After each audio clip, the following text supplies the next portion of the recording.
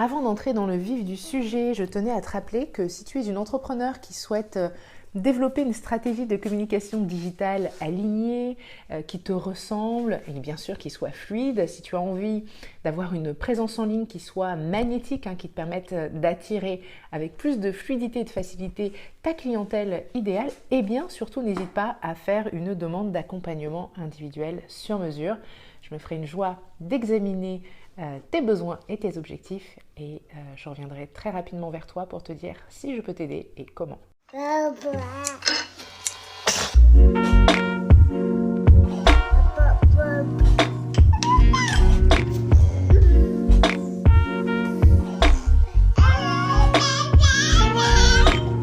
Ça dépendra de Noah.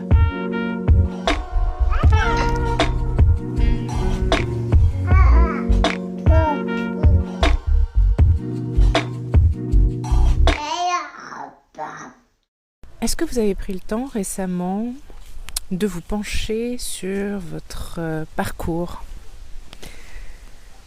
Je pose la question parce que bien souvent, en tant qu'entrepreneur, et pas seulement d'ailleurs, mais on a tendance à avancer entre guillemets tête baissée.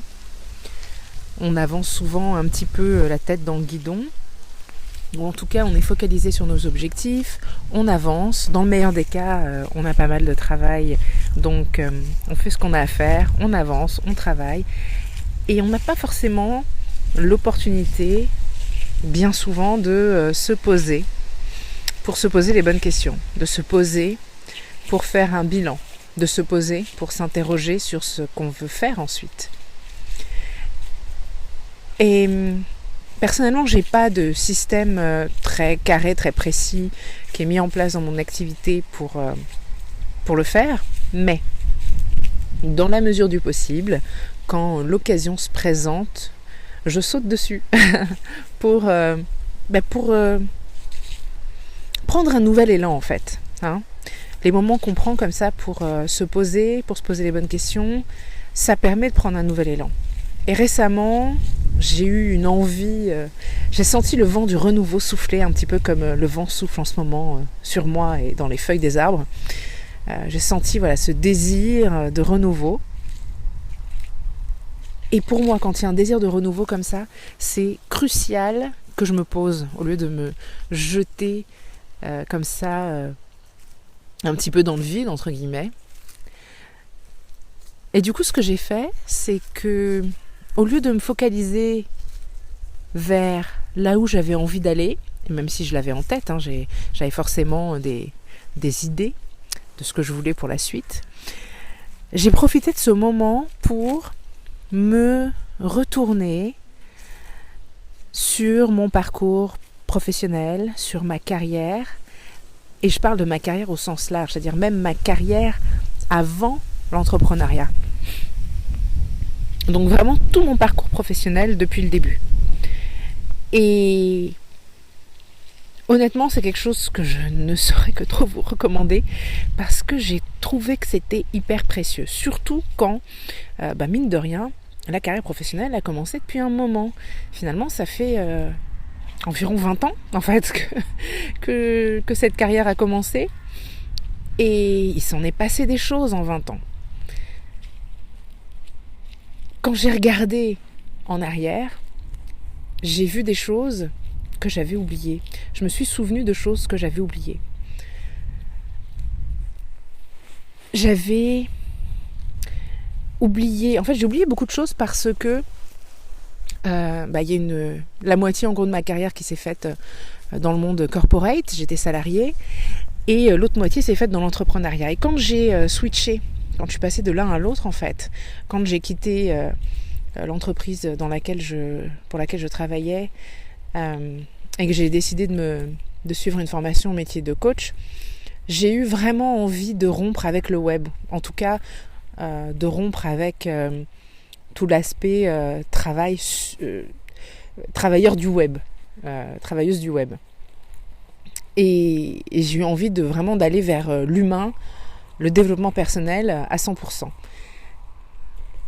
Et du coup, même si à ce moment-là, alors j'ai pas fait un bilan de compétences à proprement parler, mais j'avais une de mes camarades de formation qui faisait des bilans de compétences et avec qui j'ai beaucoup échangé. Et je sais qu'il y a beaucoup de choses qui se sont tournées, on s'est pas mal arrêté sur mes compétences qui étaient liées au web en fait.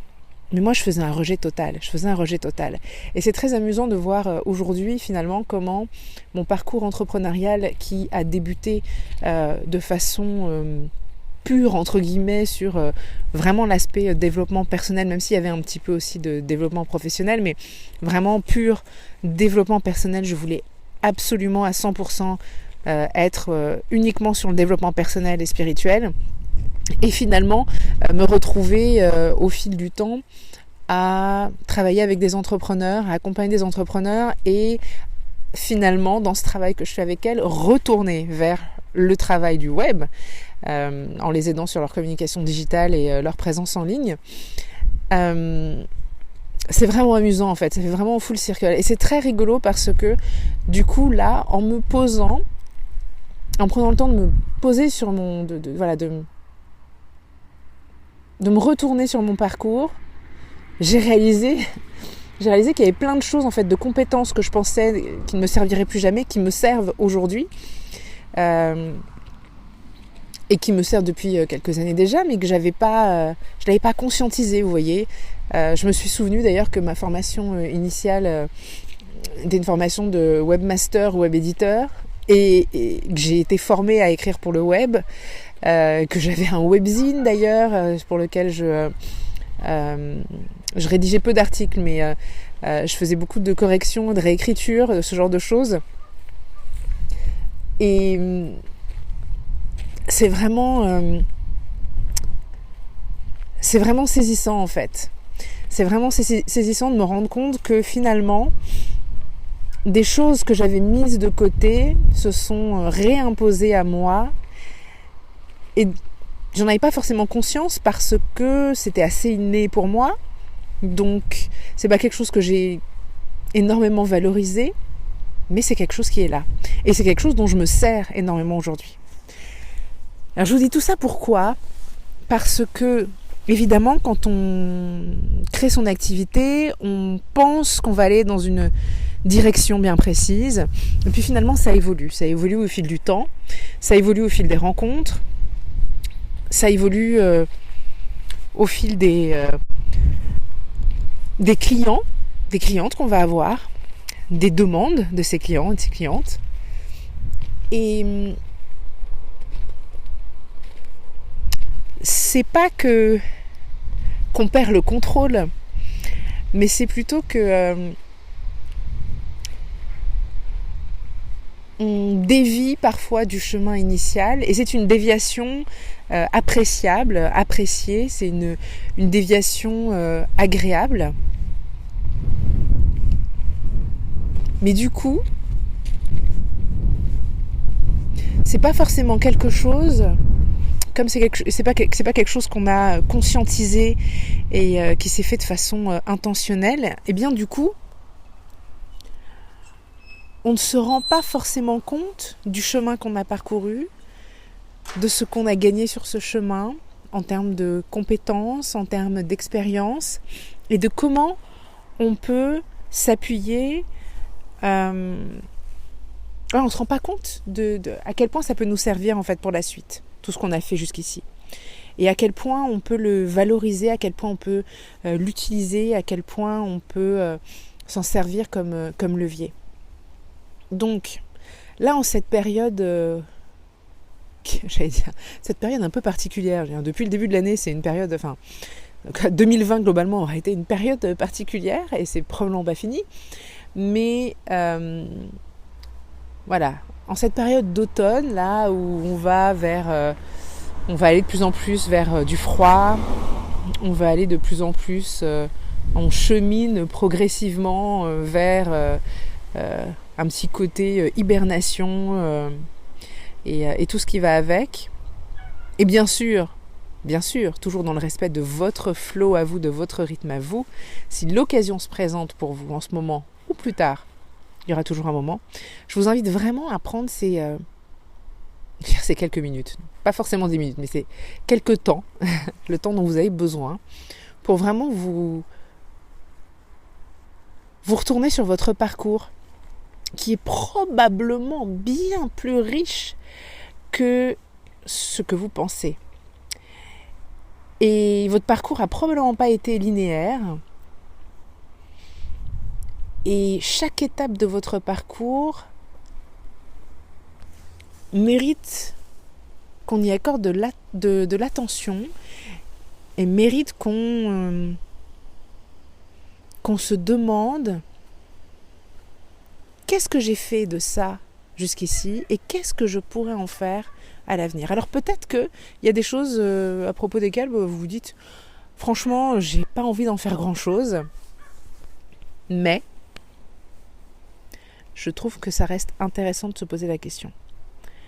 Et de se reposer la question dans 1 an, dans 5 ans, dans 10 ans, peu importe, parce que vos réponses auront changé. Il y a 2 ans, 3 ans, j'aurais jeté un œil sur mon parcours, je n'aurais pas vu du tout les mêmes choses et je n'aurais pas souhaité en faire les mêmes choses du tout, mais alors pas du tout. Aujourd'hui, c'est notre histoire. Donc ouais, prenez le temps. Prenez le temps de voir ce qui est à votre service là-dedans. Mais prenez le temps d'aller vraiment en détail et d'examiner tout. Parce que autant j'avais oublié cette histoire de ma formation, l'écriture sur le web, tout ça. Mais cette histoire de webzine, je l'avais complètement mis de côté. J'avais complètement mis de côté que j'avais eu ce webzine à l'époque. D'ailleurs, c'était en parallèle. J'avais commencé avant même ma formation. Et je trouve ça très amusant de voir que c'est quelque chose qui ne m'a pas quitté finalement. C'est quelque chose qui ne m'a pas quitté. Absolument pas. Donc ouais.